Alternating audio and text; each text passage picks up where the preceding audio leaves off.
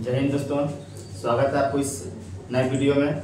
और चैनल पर नया है तो चैनल को सब्सक्राइब कर दीजिए और बेल आइकन को ऑन कर दीजिए ताकि आप आने वाला नया वीडियो आप तक पहुंच सके सबसे पहले, और आप इस वीडियो को अच्छा से देख करके समझ सकें कि बहुपद क्या होता है, किसे कहते हैं, बहुपद का शून्य कैसे निकाला जाता है।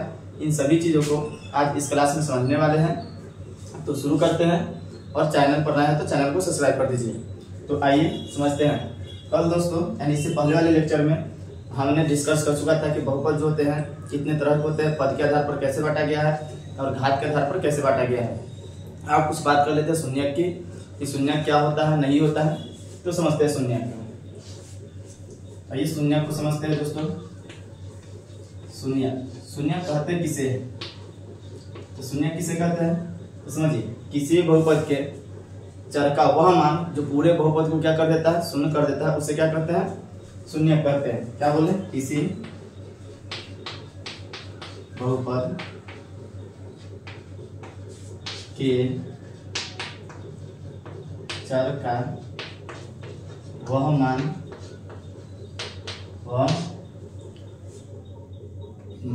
जो पूरे बहुपद को शून्य कर देता है,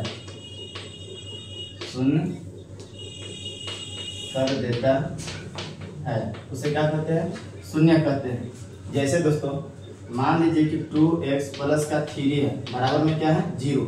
अगर यहाँ से x की वैल्यू निकालें क्या निकलेगा, 2x बराबर प्लस में उधर जाएगा तो माइनस का 3 होगा, और x का वैल्यू निकालेंगे तो माइनस का 3 इधर गुना में उधर जाएगा तो भाग में होगा। अब यह जो x का मान आया है, यह x का वह मान है जो इस पूरे बहुपद को क्या कर देगा, शून्य कर देगा। नहीं अगर आपको भरोसा होता है तो देखिए रख करके यहाँ पे जांच कर लीजिए।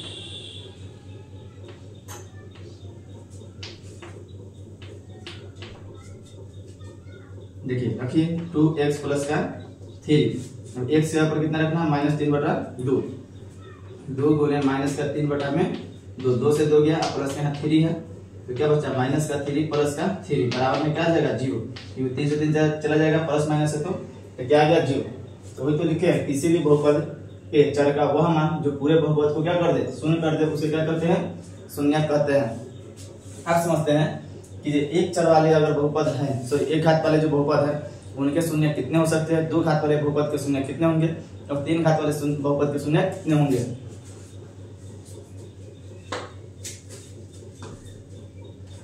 तो आइए देखते हैं। तो क्या समझे कि शून्य क्या होता है, तो किसी भी बहुपद के चर का वह मान जो पूरे बहुपद को क्या कर देता है, शून्य कर देता है, उसे क्या कहते हैं, शून्य कहते हैं। अब समझते हैं कि रैखिक बहुपद के शून्य यानी शून्य कितने होंगे, द्विघात बहुपद के शून्य कितने होंगे और त्रिघात बहुपद के शून्य कितने होंगे, चाहे जितना भी घात रहे उस बहुपद के शून्य कितने होंगे। तो समझते हैं, आप नोट पॉइंट बना करके इस चीज को लिखते रहिएगा, ठीक है दोस्तों। तो देखिए रैखिक बहुपद के शून्य कितने होंगे। कोई पूछ दिया कि रैखिक बहुपद के शून्य कितने होंगे, तो रैखिक बहुपद में क्या होता है कि घात 1 होता है, और जिस चर की घात 1 होगा उसका शून्य 1 होगा, जिस चर की घात 2 होगा उसका शून्य कितना होगा, 2 होगा। यानी घात देखने की जितना घात अधिकतम होगा उस बहुपद के शून्य उतना ही होगा। तो रैखिक बहुपद के शून्य कितने होंगे, 1। उसी तरह से द्विघात बहुपद, क्या द्विघात बहुपद के शून्य कितने हो जाएंगे, द्विघात बहुपद के शून्य कितने होंगे, क्योंकि द्विघात बहुपद में जो घात होता है वो कितना होता है, 2। नाम से पता चलता है द्वि मतलब 2, और घात का मतलब पावर यानी घात, तो कितना हो जाएंगे, 2। तो इसके शून्य के लिए कितना होंगे, 2। उसी तरह से त्रिघात बहुपद, तो त्रिघात बहुपद के शून्य कितने होंगे, 3 हो जाएंगे। तो ये बात समझ में आ गया होगा। इसी तरह से कहे 10 घात बहुपद के शून्य कितने होंगे, तो 10 होंगे। 4 घात बहुपद के शून्य कितने होंगे, तो 4 घात यानी 4 होंगे। यानी जितनी अधिकतम घात होगी शून्यकों की संख्या उतना ही ज्यादा होगी, ठीक है दोस्तों। तो ये बात समझ में आ गया होगा कि किस बहुपद के घात कितने होंगे, रैखिक बहुपद के शून्य कितने होंगे, 1 होंगे, द्विघात बहुपद के शून्य 2 होंगे, त्रिघात बहुपद के शून्य 3 होंगे। 10 घात का है तो 10 घात के बहुपद के शून्य कितने होंगे, 10 होंगे। 100 घात बहुपद के शून्य कितने होंगे, 100 होंगे। तो कोशिश कर आप समझते हैं कि किस तरह से शून्य निकाला जाता है द्विघात बहुपद को, और द्विघात बहुपद का फार्मूला क्या होता है, इन सब की चर्चा कर लेते हैं। तो आइए इसको हटाते हैं। और समझते हैं। इस चीज को ध्यान रखिएगा। क्या अब यहाँ समझते हैं सूत्र।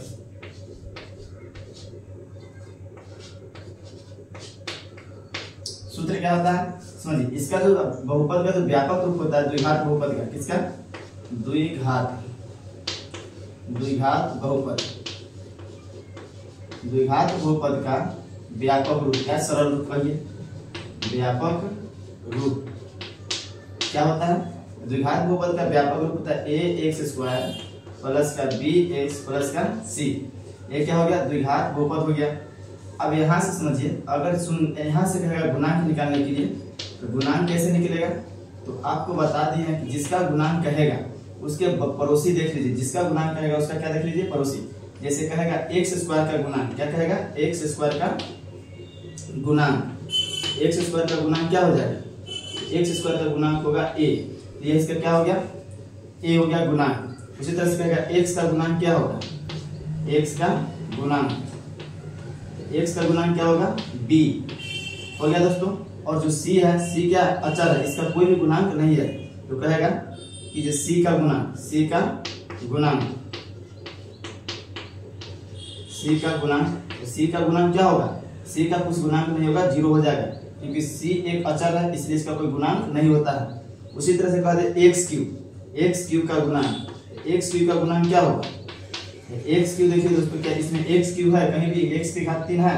नहीं है। इसका भी यानी गुणांक क्या हो जाएगा? 0 हो जाएगा। तो जो है उसी का गुणांक लिखना है, नहीं रहेगा उसका गुणांक क्या हो जाएगा? 0 हो जाएगा। अब इसको हटाते हैं, इसका कोई काम नहीं है। अब सूत्र अगर निकालना है समझिए, अगर द्विघात बहुपद है, एक एग्जांपल देते हैं। जैसे मान लेते हैं कि ये 4x² प्लस का यहाँ पर कितना है? तो 5x है, प्लस का यहाँ से दे देते हैं 1। इसका हमें बहुपद निकालना है। तो बहुपद निकालने के लिए क्या करते हैं कि जो फर्स्ट और लास्ट में गुना करते हैं, और जो आता है उसे जोड़ने या घटाने पर कितना आना चाहिए? बीच वाला। तो यहाँ से हम बनाते हैं, कैसे निकला है तो आपको बताएंगे, आगे की वीडियो में बने रहिएगा। तो यहाँ से कितना हो जाएगा? 4x प्लस का x प्लस का क्या हो जाएगा? 1। ये दोनों में देखिए कॉमन क्या है? यहाँ से 4x कॉमन है, यहाँ से क्या बच गया? x प्लस का 1। और यहाँ से कुछ कॉमन नहीं रहता है तो एक कॉमन हो जाता है, और यहाँ से क्या बच गया? x plus 1। अब देखिए दोनों समान है अंदर वाला, तो आपका गुणनखंड क्या हो गया? सही, x प्लस 1 और इंटू में क्या हो जाएगा? 4x प्लस का 1। अब दोस्तों इधर आइए, अब शून्यक निकालना है। तो शून्यक निकालने के लिए हमको मानना पड़ता है। लिख देंगे माना कि, क्या लिखेंगे? x प्लस 1 बराबर में 0। और उसी तरह से लिखेंगे क्या? 4x प्लस का 1 बराबर में क्या हो जाएगा? 0। अब यहाँ से x की वैल्यू निकालेंगे तो प्लस में उधर जाएगा तो माइनस में 1, और 4x की वैल्यू निकालेंगे तो 4x प्लस में उधर जाएगा माइनस में 1, और x की वैल्यू निकालेंगे तो माइनस का 1 बटा में क्या हो जाएगा? 4। यह दो शून्यक हो गए। हम अभी क्या बोले हैं कि द्विघात बहुपद के शून्यक कितने होंगे? 2। अब देख लीजिए द्विघात बहुपद के कितने शून्यक हो गए, यानी चर के 2 मान आए। एक चर को मान है -1 और एक चर का मान है -1/4। ये दोनों जो वैल्यू, वह वैल्यू है जो अगर यहाँ पर रखते हैं तो पूरे को क्या कर देगा? शून्य कर देगा। इसलिए इसे क्या बोलते हैं? शून्यक बोलते हैं। अब यहाँ पर इसको शून्यक निकालने के लिए हमको क्या करना पड़ता है ना, कि इसको मानना पड़ता है। जैसे मान लेते हैं x बराबर क्या? -1 शून्यक है। इसको मान लेते हैं अल्फा, क्या मानते हैं? अल्फा। और दूसरा क्या मान लेंगे? बीटा। इस तरह से तो हम जो शून्यक मानेंगे वो हमेशा क्या मानेंगे? अल्फा और बीटा। और इसमें शून्यक सूत्र जो आएगा, एक आएगा अल्फा प्लस बीटा, एक आता है अल्फा इंटू बीटा। ये आपके चैप्टर का फॉर्मूला बहुत ही इंपॉर्टेंट फॉर्मूला है, तो इन दोनों को याद रखिएगा। एक और फॉर्मूला बताएंगे शून्यकों के व्युत्क्रम का योग।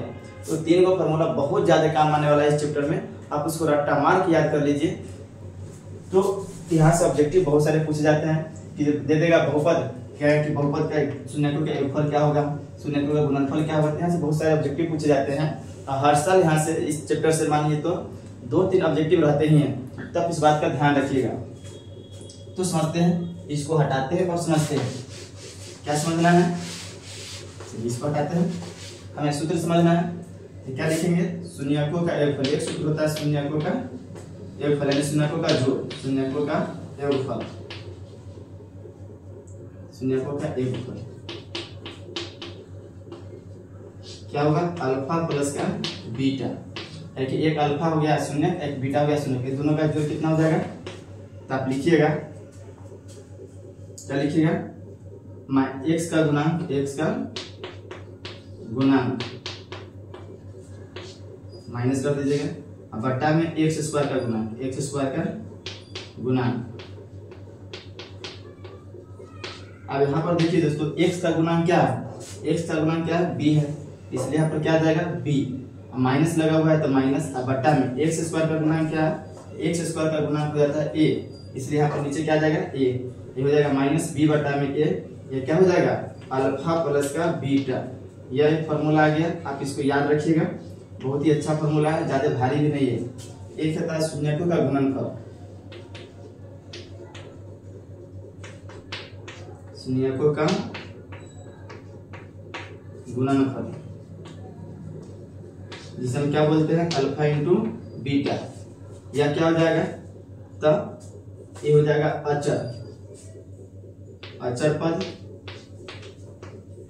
अब बट्टा में हो जाएगा एक्स स्क्वायर का गुणांक, एक्स स्क्वायर का गुणांक। अब यहां से देखिए तो अचर पद क्या है, तो अचर पद सी है, इसलिए सी, अब बट्टा में एक्स स्क्वायर का गुणांक कितना हो जाएगा, एक्स स्क्वायर का गुणांक ए है तो ए हो जाएगा, इसे क्या बोलेंगे अल्फा इंटू का बीटा। एक फॉर्मूला यह हो गया, और इसके साथ ही अब एक और फॉर्मूला लिख लीजिएगा जिसे हम बोलते हैं शून्यकों के व्युत्क्रम का योग। क्या बोलते हैं, शून्यकों के व्युत्क्रम का योग, शून्यकों के व्युत्क्रम का योग, व्युत्क्रम का योग। शून्यकों के व्युत्क्रम का योग क्या होता है, यानी इसका मतलब यह हो गया कि 1 बटा अल्फा प्लस का 1 बटा बीटा, यह बराबर क्या आ जाएगा, यह आ जाएगा बराबर, आप चाहे तो निकालना चाहे तो निकाल लीजिए, और बनाना चाहे नहीं तो यहाँ से लिखना है तो लिख सकते हैं, माइनस बी बटा सी हो जाएगा। कैसे होगा तो समझिए, आपको ये निकालना है, कैसे निकालें तो अब समझिए यहाँ से। अब यहाँ से आप क्या करिए कि अल्फा और बीटा का एलसीएम लीजिए, यहाँ से क्या हो जाएगा अल्फा इंटू में बीटा, अगर एलसीएम लिया अल्फा इंटू में क्या हो जाएगा बीटा, अल्फा से अल्फा जाएगा तो क्या बचेगा बीटा प्लस का, बीटा से बीटा जाएगा तो क्या बचेगा अल्फा। अब यहाँ से अगर ध्यान दीजिए तो अल्फा प्लस का बीटा या बीटा प्लस का अल्फा, बात वही है, यानी बीटा प्लस अल्फा है चाहे अल्फा प्लस बीटा। जैसे आप समझिए कि 4 प्लस 5 लिखे हैं तो 9 आए, इसी को हम नहीं लिख सकते 5 प्लस का 4 तो भी कितना आएगा 9, इसमें कोई फर्क पड़ने वाला है नहीं। अब यहाँ पर देखिए कि बीटा प्लस अल्फा है, यहाँ पर क्या है अल्फा प्लस बीटा, दोनों का सेम ही है, इसलिए क्या लिखिएगा माइनस बी बटा में, माइनस बी बटा में ए, अब बटा में अल्फा इंटू बीटा क्या है सी बटा में ए, सी बटा में ए, और ए से चला जाएगा तो यहाँ पर क्या बच गया माइनस बी बटा में सी, और यही एक फॉर्मूला होता है इसका। तो 3 फॉर्मूला आपके पास है जो आप याद रखिएगा, इस चैप्टर में बहुत काम की एक फॉर्मूला है, इसको ध्यान रखिएगा। और एक और फॉर्मूला लिख लीजिए जिसे हम क्या बोलते हैं द्विघात बहुपद, नहीं द्विघात सूत्र बोलते हैं, द्विघात सूत्र। वो कौन सा फॉर्मूला है याद रखिएगा, x square minus alpha plus का बीटा इंटू एक्स प्लस का अल्फा इंटू बीटा बराबर में 0। ये ध्यान रखिएगा, एक और फॉर्मूला, इससे बहुपद पता चलेगा, दे देगा शून्य कहा कि 2 बहुपद के शून्यक है, इनके बहुपद क्या होगा, तो इस तरह से आएंगे, ऑब्जेक्टिव में पूछे जाते हैं, इस बात का ध्यान रखिएगा। और एक फार्मूला को आप नोट कर लीजिए, बहुत काम की फार्मूला है, तो उम्मीद है कि आप इसको स्क्रीनशॉट ले लिए होंगे। तो आगे बढ़ते हैं, तो आइए दोस्तों एग्जाम्पल के साथ कुछ समझ लेते हैं कि कैसे इस फार्मूला का अप्लाई किया जाता है। एग्जाम्पल समझते हैं। पहला क्वेश्चन, पहला जैसे मान लीजिए कोई क्वेश्चन उठा लेते हैं, जैसे एक्स स्क्वायर प्लस का 6x प्लस के यहाँ लेते हैं कितना, हो जाएगा 5।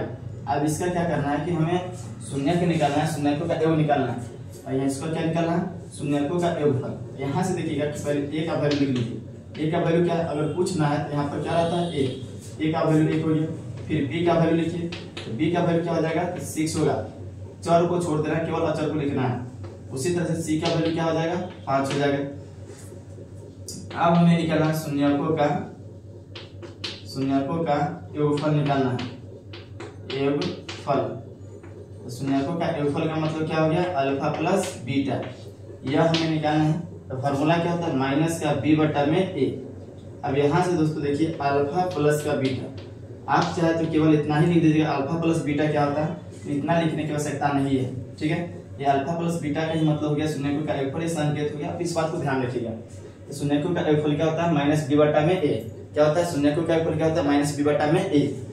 अब यहाँ से देखिए कि माइनस है तो इधर रहेगा ही रहेगा, बी का मान कितना है 6 बटा में ए का मान कितना है 1। अब यहाँ से अगर लिखिएगा तो अल्फा प्लस बीटा बराबर में माइनस का क्या हो जाएगा 6, क्योंकि नीचे एक नहीं देखा जाता है उसको छोड़ दिया जाता है, नीचे का कोई मतलब नहीं है। दूसरा ऊपर में मत छोड़ दीजिएगा तो गलती हो जाएगा। दूसरा क्या निकालना है, शून्यकों का गुणनफल, शून्यकों का गुणनफल यह क्या होता है अल्फा इंटू बीटा। फॉर्मूला क्या होगा, सी बटा में ए, सी कितना है 5 बटा में ए कितना है 1, ये क्या हो गया अल्फा इंटू बीटा। अब यहाँ से अल्फा इंटू अगर बीटा निकालिएगा तो क्या आ जाएगा 5, ये क्या हो गया शून्यकों का गुणनफल। इस तरह बहुत ही आसान है, निकल जाएगा तुरंत ही। अब क्या करना है, एक इसका व्युत्क्रम निकाल लेते हैं, माइनस का 1 बटा अल्फा प्लस का 1 बटा क्या होता है बीटा। फॉर्मूला क्या होता है बी बटा में माइनस बी बटा में सी। अब यहाँ से क्या होगा समझिए, माइनस है तो माइनस बी का मान कितना है तो 6 है और सी का मान कितना है 5। ये हो गया क्या, इसके व्युत्क्रम का योग हो गया। इस तरह से आप निकाल सकते हैं शून्यकों का योगफल और शून्यकों का गुणनफल। चलिए एक और क्वेश्चन करा देते हैं ताकि आप अच्छी तरह से समझ जाए।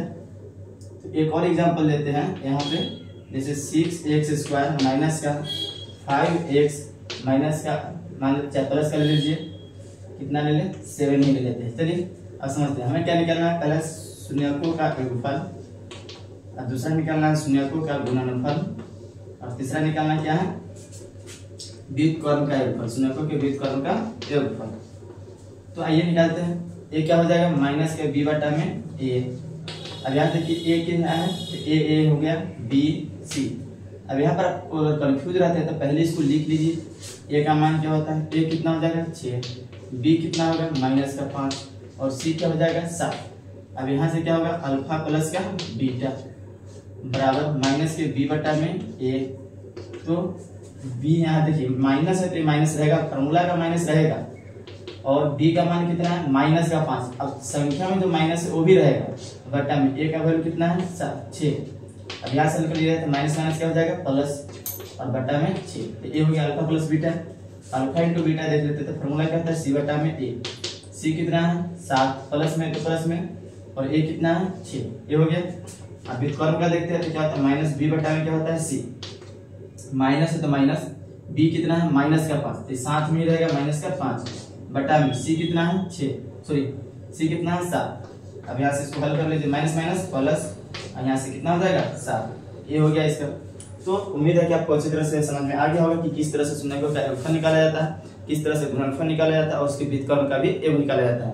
अब आगे समझते हैं कि शून्यक दे दें और बहुपद कैसे निकालें और के का मान कैसे निकाला जाता है। इस सभी चीज को किताब क्वेश्चन आएगा तो वहां पर समझ लेंगे। अब एक समझ लेते हैं कि बहुपद कैसे निकाला जाता है। तो इसको हटाते हैं, आप स्क्रीनशॉट चाहे तो ले लें।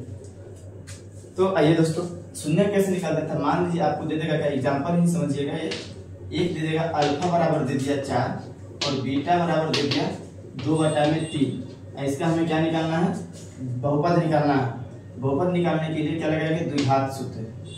क्या लगाएंगे, द्विघात यानी द्विघात बहुपद सूत्र। द्विघात बहुपद सूत्र क्या होगा, आप जानते हैं कि x² माइनस का अल्फा प्लस क्या हो जाएगा बीटा x, प्लस का क्या होगा अल्फा इंटू बीटा बराबर में 0। अब x² तो अपने स्थान पर ही रहेंगे, minus alpha plus beta, alpha कितना है 4 प्लस का बीटा कितना है 3, 2/3। x है तो x प्लस का अल्फा कितना है 4 गुने में, इंटू का मतलब गुना होता है, बीटा कितना है 2/3 बराबर में 0। अब यहाँ से x² माइनस का भिन्न का जोड़ करिए तो 4 × 12 2 कितना हो जाएगा 14/3x प्लस का 4 दूना 8 बटा में कितना हो जाएगा 3 बराबर में 0। अब इसका एलसीएम ले लीजिए, क्या कि कभी भी बहुपद इस फॉर्म में ज़्यादा नहीं रहता है, तो इसको सरल फॉर्म में कीजिए। तो नीचे 3 है तो 3 हो जाएगा। अब यहाँ कुछ नहीं है तो 3 में क्या हो जाएगा मल्टीपल, तो 3x² माइनस जिसके नीचे वाला समान मिल जाता है उसके ऊपर वाला जैस के तैसे रह जाएगा, x प्लस का क्या हो जाएगा 8 बराबर में 0। अब क्रॉस मल्टीपल करिएगा तो 1 नीचे रहता है, तो 1 में पूरा से गुना करिएगा तो जैस के तैसे रह जाएंगे 3x² माइनस का 14x प्लस का 8 बराबर में 0 में 3 से गुना करिए तो क्या हो जाएगा 0, और ये निकल करके आ गया क्या बहुपद। इस तरह से बहुपद ज्ञात किया जाता है। क्वेश्चन दे देगा कि किसी द्विघात बहुपद के दो शून्यक यानी अल्फा और बीटा इतना है तो उसके बहुपद ज्ञात कीजिए। या कभी कभी आपको क्या दे देगा कि द्विघात बहुपद के शून्यकों का योगफल और गुणनफल। जब योगफल कह दे तो आपको अल्फा प्लस बीटा दे दिया, और जब गुणनफल कह दे तो अल्फा इंटू बीटा देगा। जैसे अल्फा प्लस बीटा कितना दे देगा 1/4, ये दे देगा 5। तब अल्फा प्लस बीटा की जगह पर केवल क्या रखिएगा 1/4 यहाँ पर रखिएगा, और अल्फा इंटू बीटा की जगह पर क्या रखिएगा 5। लेकिन जब दो शून्यक का है तो आपको अलग अलग मानना होगा। बात आई समझ में? तो ये चीज समझ में आ गया होगा। तो आइए अब चलते हैं प्रश्नावली की ओर, और प्रश्नावली के हर एक क्वेश्चन को बनाने का प्रयास करते हैं। और हाँ दोस्तों, 2.1 में कोई खास क्वेश्चन नहीं है, हम इसे छोड़ देते हैं और 2.2 से शुरू करेंगे क्वेश्चन आंसर, क्योंकि इससे कोई प्रश्न पूछे भी नहीं जाते हैं और कोई खास भी क्वेश्चन नहीं है। खैर ऐसे बता देंगे कि किस तरह से इसको शून्य निकाला जाता है 2.1 में, लेकिन कोई खास नहीं है, बस 2 प्रश्न है। बाकी 2.2 से हमें पढ़ना है। चलिए शुरू करते हैं 2.2 का।